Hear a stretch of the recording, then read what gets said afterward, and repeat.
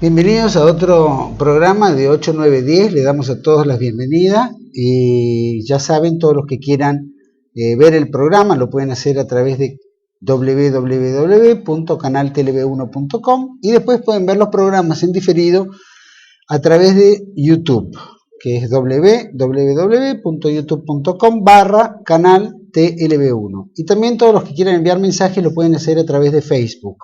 Agradecemos de verdad todos los mensajes que nos han llegado, y la verdad que la gente que ha visto los programas del canal Toda la Verdad Primero ha sido abrumadora. La verdad que estamos llevando adelante un trabajo faraónico, así que a todos los que nos están viendo, todos los que comparten, todos los que nos siguen y que les gusta, y los que disienten, también les agradecemos el haber tomado el trabajo de vernos.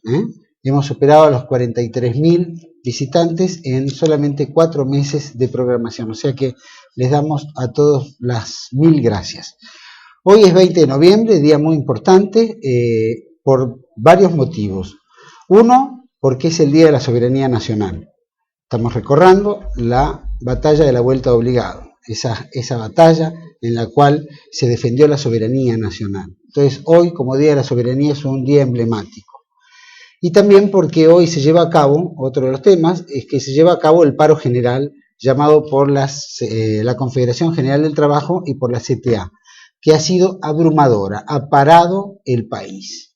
La verdad es que los reclamos que hace la Unión Obrera, TLV1, los adhiere 100%, por los reclamos salariales, por su justa reclamo en que no solo se paguen los justos salarios que deben pagarse los trabajadores en un país donde el gobierno no reconoce la inflación, sino que a su vez también ese famoso impuesto tremendo que se quiere aplicar, que es el impuesto a las ganancias de los trabajadores, cosa que es una cosa aberrante en la Argentina de hoy, donde meramente se vive.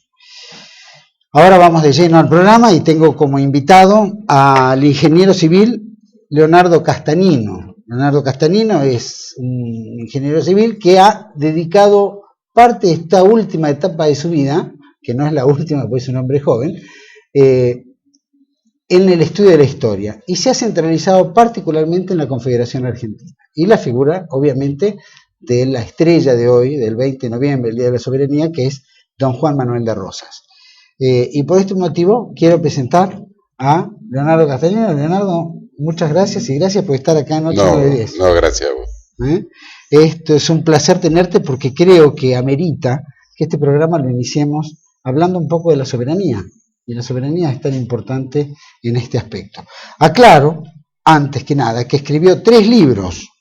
El primero que salió se llama Sombra y Verdades. Lo voy a poner de este lado para que lo puedan ver. Sombra y Verdades. No sé si lo toma la cámara. Perfecto. Sombra y Verdades. Y ha escrito otros 2 libros. Uno que se llama La Ley y el Orden, que trata obviamente sobre la época de don Juan Manuel de Rosas, y La Guerra del Paraguay, que lleva como título La Triple Alianza en contra o contra los países del Plata. Así que, bueno, tres trabajos de investigación y de recopilación muy, muy interesantes. Te felicito. Bueno, gracias. Bueno, Leonardo, vamos a nuestra audiencia cibernética, que es la que nos ve generalmente esta programación. ¿Qué fue el 20 de noviembre? ¿Qué fue ese Día de la Soberanía? ¿Qué simboliza? Bueno, para mí el 20 de noviembre es, digamos, un eslabón más en la cadena que hubo de lucha, digamos. O sea, por destruir la soberanía, por dividir, digamos, al Río de la Plata, o sea, en general en realidad es una lucha que venía, digamos, contra todas las colonias españolas, particularmente en el Río de la Plata. Y pienso que Vuelta Obligado fue un eslabón más.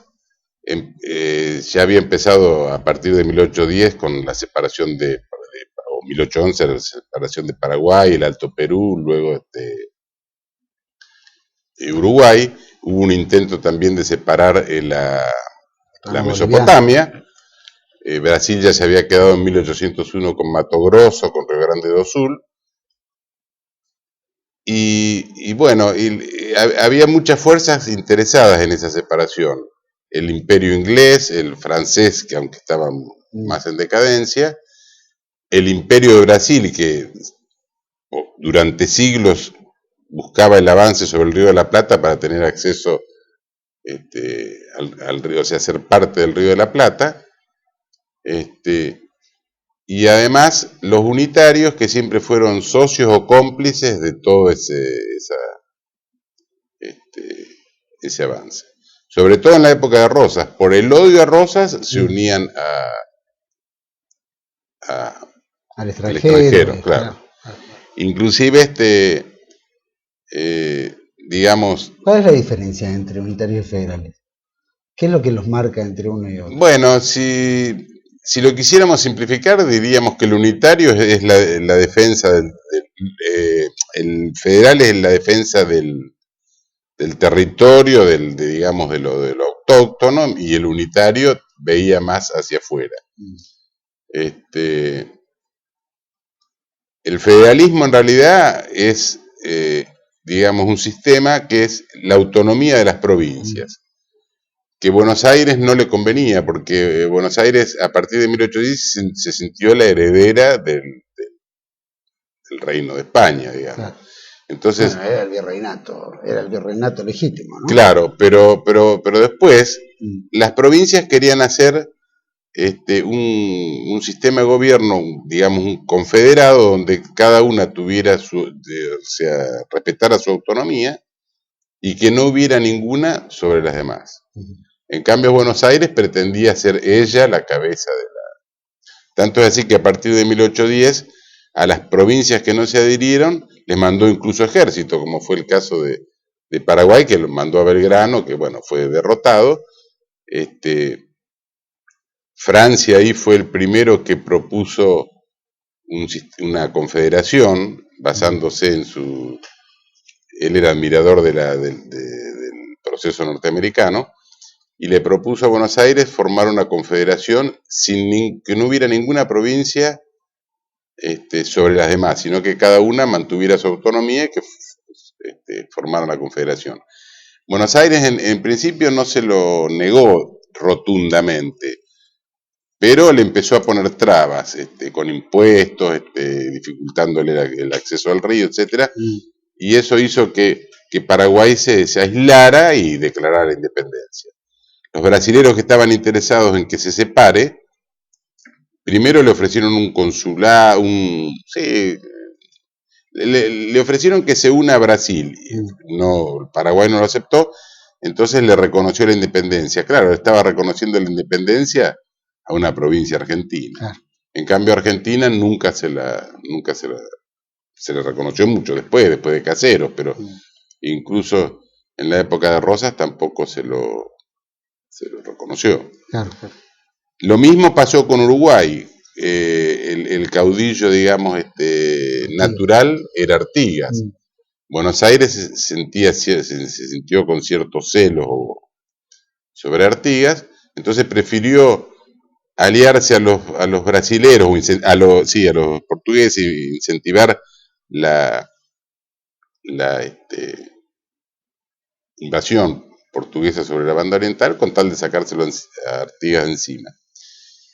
Y ahí está un pensamiento de Artigas que coincide con el de Francia, porque cuando mandan a los diputados a la Asamblea del año 13, entre las instrucciones les decía explícitamente formar una confederación de provincias autónomas, y lo decía textualmente: la capital debe estar necesariamente fuera de Buenos Aires. Por eso le rechazaron los diputados. Y ese pensamiento se repite con Rosas, por ejemplo, en la carta de Hacienda Figueroa, que le dice a Quiroga, dice, quieren hacer la constitución, una constitución, dice, la constitución tiene que hacerse para formalizar el hecho de que estén todas las provincias organizadas, y entonces, porque no se puede formar un cuerpo con miembros sanos, le dice específicamente. Y le dice algo con todas las letras también, que es, dice, ¿dónde va a funcionar ese Congreso? Para eso habría que hacer fundar una ciudad que no dependa de ninguna provincia, como hicieron en Estados Unidos, que fundaron Washington. Se lo dice con todas las letras. Quiere decir que esa lucha vino, o sea, digamos, vuelta obligado, fue parte de todo ese proceso, esa lucha en contra de los que pretendían disgregar la Confederación. Cuando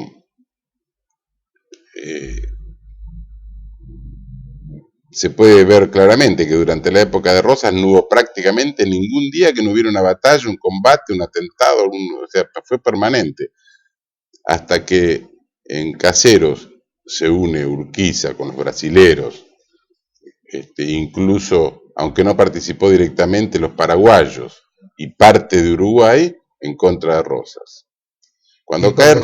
Claro. Y yo te pregunto en este aspecto, desde que, digamos, la última etapa virreinal, hasta la batalla de Caseros, ¿en cuántas oportunidades estuvo siempre en riesgo la soberanía?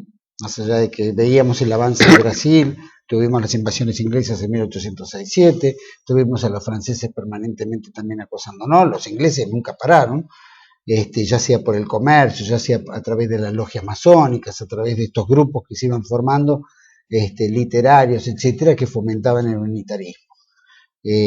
¿Siempre estuvo en riesgo la soberanía? ¿Siempre? ¿Cuántas veces yo creo has visto sí, acosada, bueno, cuántas no sé si te podré enumerar, pero yo creo que sí. Empezando, los ingleses, por ejemplo, decían: nosotros no tenemos eternos amigos, sino tenemos intereses. Sí. Entonces, en 1825, por ejemplo, ellos lograron o sea, reconocieron la independencia a cambio de el libre comercio. Y que nuestros barcos pudieran ir al Támesis como ellos venían al Río de la Plata, como si nosotros hubiéramos podido. Bueno, si no fuera tan fácil una flota de la claro, que ellos eran dueños del mar, y siempre estuvo. Cuando hubo la guerra contra la Confederación Peruano-Boliviana también, porque los unitarios, a través de los de Montevideo, a través de Cuyen, pactaban con Santa Cruz que si los ayudaban a ellos, Santa Cruz podía separar las provincias del norte, o sea que ahí hubo otro riesgo. Lo mismo con la Mesopotamia. Con tal de incentivar, los unitarios de Montevideo, con tal de incentivar a los ingleses y a los franceses que intervinieran, le ofrecían la separación de la Mesopotamia. Incluso Urquiza estuvo también en esa, Fructuoso Rivera lo pretendía. O sea que estuvo en riesgo muchas veces. Y una de ellas fue la de la batalla de Vuelta Obligado. Incluso el bloqueo francés, la batalla de Vuelta Obligado, una serie de hechos. ¿Y ahí se termina el tema del acoso contra la soberanía argentina? No, yo creo que no, porque después de Caseros, que incluso eran pactos anteriores, Urquiza libera la navegación de los ríos, reconoce la independencia paraguaya, o sea que cede todo lo que habían estado buscando. Incluso ahí la hegemonía de Buenos Aires, de Buenos Aires con el interior, se ve también, porque incluso estuvo separada Buenos Aires del resto de la... después pactan en Cepeda y en Pavón, hay un pacto callado ahí entre Mitre y Urquiza, no tan callado, porque Mitre incluso declara, dice, cuando nos juntamos en el templo, el genio invisible batió las alas, y ganamos la batalla de Pavón, más o menos eso, dice. ¿Y quién era el templo? No sé quién era, pero... Claro, el genio de las alas. Sí. El genio no sé quién era, porque yo en esa tenida no estuve, pero... El gran arquitecto, Sí, el gran arquitecto. Los grandes masones, como eran los dos. Sí. Entonces, ahí, en realidad lo que pactan ellos es que Mitre iba a quedar en la Urquiza iba a quedar en la Mesopotamia, digamos, como sin que lo toquen, y Mitre, y también con Sarmiento, sojuzgaban a todas las provincias del exterior, cambiaron gobernadores, persiguieron a los federales. Y no fue más que la continuación, porque Mitre incluso dice, ¿dónde está la letra del pacto de 1851? Dice, el próximo turno es Paraguay. Dijo. Incluso Mitre lo trajo a Venancio Flores en contra de los federales. Y entonces después lo financia para que tome Uruguay.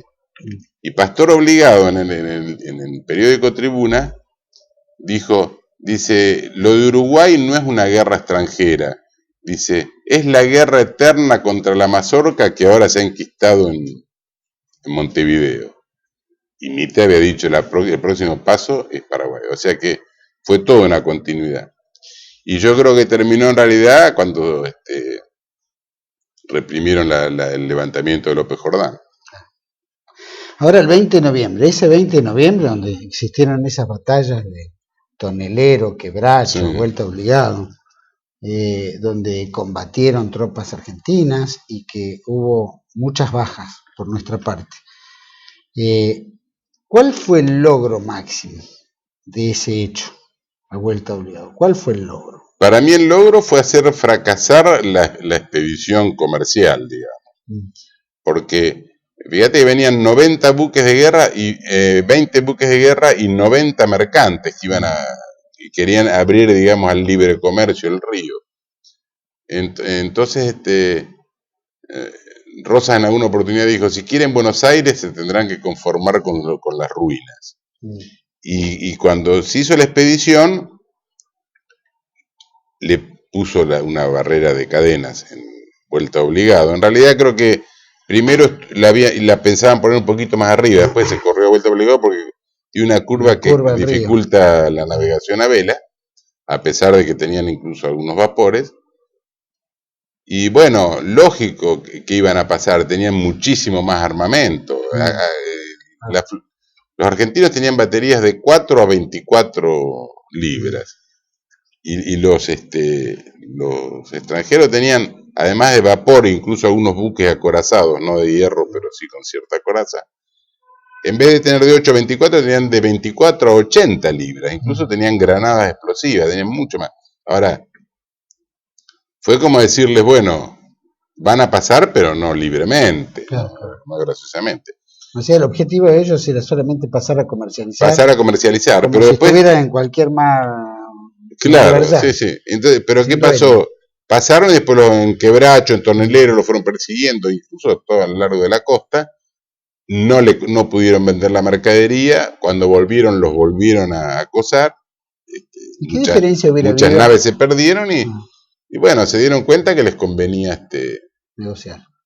¿Y por qué crees que no desembarcaban en Buenos Aires su mercadería y eso cumplía la función que se tenía que cumplir de transportarla? Y bueno, yo creo que los costos que pueda llegar a significar, pero daba fuente de trabajo interno. ¿Qué es lo que les pasaba en la cabeza a ellos que tenían que atropellar hacia un país nuevo? Bueno, ellos querían que abran, o sea, Rosas tenía la aduana porque con eso sostenía todo el ejército de la Confederación. Y los ingleses querían la libertad, la plena libertad de comercio. Y Rosas no se le iba a dar. Yo iba a hacer una referencia, pero se me escapó, no sé. De todas maneras, se gesta la batalla de la Vuelta Obligado, Tonelero, Quebracho, en fin. Los barcos, ¿qué pasa? ¿Se detienen? ¿Se quedan ahí? No, los barcos... Eso pasa en 1845, ¿verdad? Sí, los barcos van hasta Asunción y regresan, tardan creo que 6 meses en volver y llegan a Montevideo, pero fracasa digamos, vieron que no les convenía comercialmente y hicieron las cuentas y dijeron, bueno. Porque estuvieron y ahí era como 3 años también, ¿no? Estaban como 3 años dando vueltas. Claro, y ahí era lo que yo te iba a decir. Yo creo que Rosas fue el único, o casi, o alguno de los únicos, que utilizó en forma inteligente la deuda externa, porque, claro, dicen, si vos le debes 10.000 pesos al banco y no los podés pagar, estás en un problema. Pero si le debes 10 millones de dólares y no lo podés pagar, el problema lo tiene el banco. ¿Qué pasa? La Confederación le debía a Inglaterra la deuda externa que habían sacado el préstamo Baring, etc. Rosas lo iba pagando, pero cuando le bloqueaban el río dice, bueno, ahora nosotros queremos seguir pagándole, pero no lo podemos pagar. Y se lo decía a los bonistas, que eran particulares, muchos eran comerciantes británicos, claro. Británicos, pero que vivían acá algunos. Sí. Entonces, los mismos bonistas decían, no, presionaban en la prensa, levanten el bloqueo, porque si no nosotros no podemos cobrar la deuda. O sea que fue muy inteligente lo de él. Hay un hecho ahí también que valdría la pena a lo mejor decirlo, con respecto a las Malvinas, porque yo veo que hay muchos que dan para decir argumentos de Rosa, dicen una parte como si fuera... y que tergiversa en realidad la verdad. Muchos dicen, si no fuera totalmente defensor de la soberanía, sino... No, claro, dicen, Rosas quiso vender las Malvinas. Claro, la frase que ofreció a los ingleses venderle las Malvinas. Claro, la frase fuera de contexto, es cierta. Ahora, ¿qué fue lo que hizo Rosas? Rosas le dijo a Manuel Moreno, que estaba representante en Inglaterra, le dijo, ofrézcale como cosa suya venderle las Malvinas. Si ellos la quieren comprar, que están reconociendo que es nuestra. Claro. Los ingleses, por supuesto, le dijeron que no. Yo creo que fue una jugada, los ingleses que tienen 500 años de diplomacia, le dijeron que no, pero fue un intento pícaro de él que no pudo cumplir. Si hubieran hecho eso, él hubiera dicho no está claro, cuenta, él dijo, claro, es nuestra. Claro, es que eso incluso se lo dijo él. Dice, usted ofrézcaselo a vender, si aceptan comprarla, la legislatura le va a decir que no, listo. Claro, eso fue registrado. Ahora, si vos sacás la frase de contexto, bueno, sí, le ofreció a los ingleses venderla, sí, es cierto. Pero... Todo lo que se logró el 20, y el contexto, muy rapidito porque se nos van los tiempos, sí. El contexto, Rosas resulta triunfal, no solo porque no permite que los barcos ingresen libremente en los ríos interiores, defiende la soberanía en ese aspecto, sino también se transforma en una especie de adalid, ¿no es cierto? Y logra que las grandes potencias le rindan honores al pabellón nacional, sí. ¿No? En su retirada, en los acuerdos que hay, Arana, Sodar y otros acuerdos, la Predó, etcétera. Como ese logro que fue tan victorioso para Juan Manuel de Rosas, que fue tan extraordinario y que fue noticia mundial, ¿no? Porque creo que todos los gobiernos, los periódicos del mundo, los gobiernos, los parlamentos mundiales elogiaron el acto argentino frente a las dos potencias del momento. ¿Cómo se explica la caída de Rosas 2 años después? Porque esto ocurre en 1848, 1849, 50. ¿Cómo puede ser que en un año y poco toda esa gloria se hubiera desbarrancado en una guerra en Caseros? Bueno, yo creo que había una parte de desgaste también de tantos años de gobierno, ¿no? Pero yo creo que fue principalmente, o sea, Brasil siguió su empuje, digamos, sobre el Río de la Plata, y Urquiza se pasó del otro lado, digamos, con todo el ejército de la Confederación completa. Entonces, claro, tenía un ejército muy poderoso. Urquiza como militar era bueno. Y como vendedor de caballos también era muy bueno. Debe haber estado muy flojito todo ese adoctrinamiento desde que los jerarcas, es decir, Urquiza como comandante, pero después tenía coroneles y otras camadas de oficiales que supongo compartían la... No, eran buenos. No, eran buenos. ¿Compartían qué, perdón? Digamos, la filosofía de la Confederación Argentina, entendían a Rosas como él. Sí, pero o sea, ellos incluso confiaban en Urquiza, inclusive confiaron mucho tiempo. Por ejemplo, cuando los brasileños atacaban Paysandú con la complicidad de Buenos Aires, porque acá también le cargaban los barcos de bombas, los entrerrianos le pedían que por favor los deje cruzar para defender a los hermanos uruguayos, incluso hubo algunos que cruzaron. El hijo de Urquiza incluso cruzó.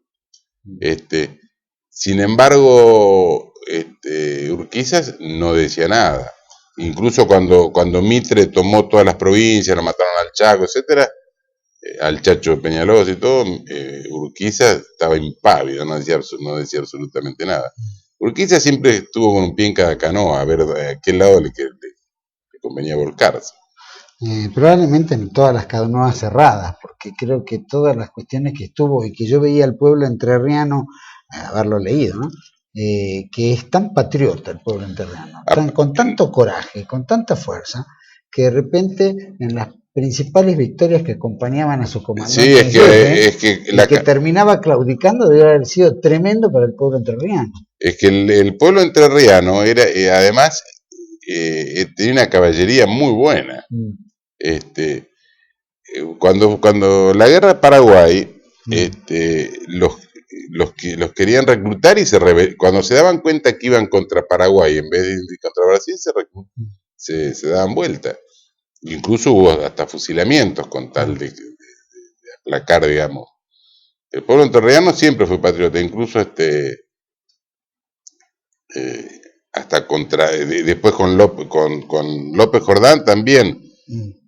Dice que no se atrevan a tocar suelo entrerriano, o sea, lo que pasa es que, claro, por ejemplo, López Jordán peleaba con armas antiguas y acá traían los fusiles de última generación, fue todo el Ejército Nacional, pero la caballería, digamos, entrerriana fue siempre muy buena.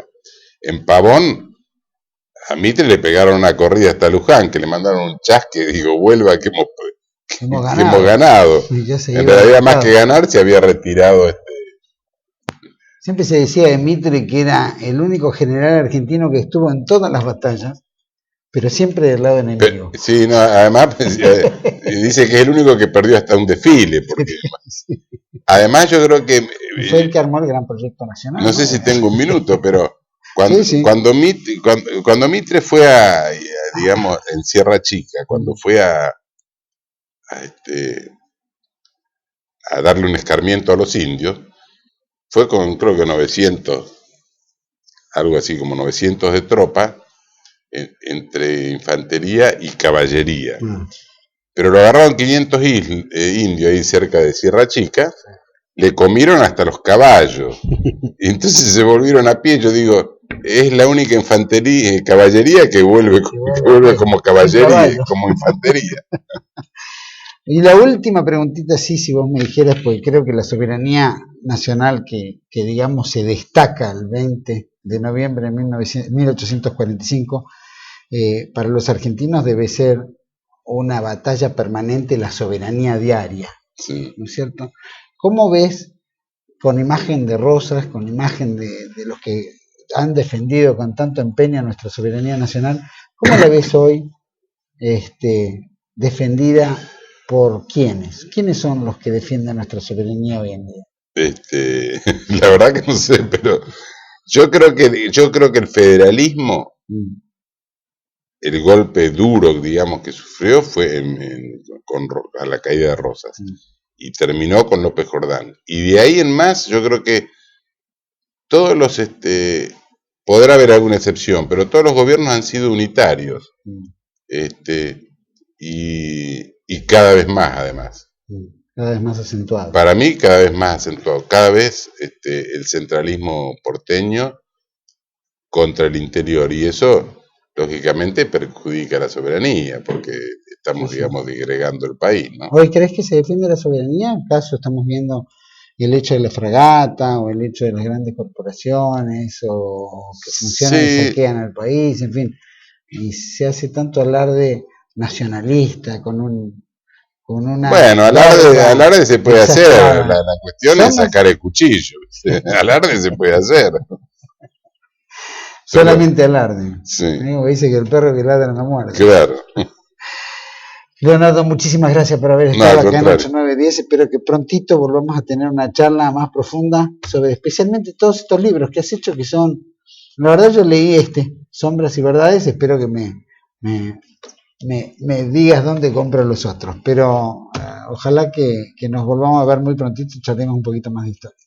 Bueno, gracias a vos. Bueno, nosotros vamos a un corte rapidito, volvemos con Juan Carlos González, periodista y futuro conductor de televisión aquí en TV1. No se vaya, volvemos enseguida.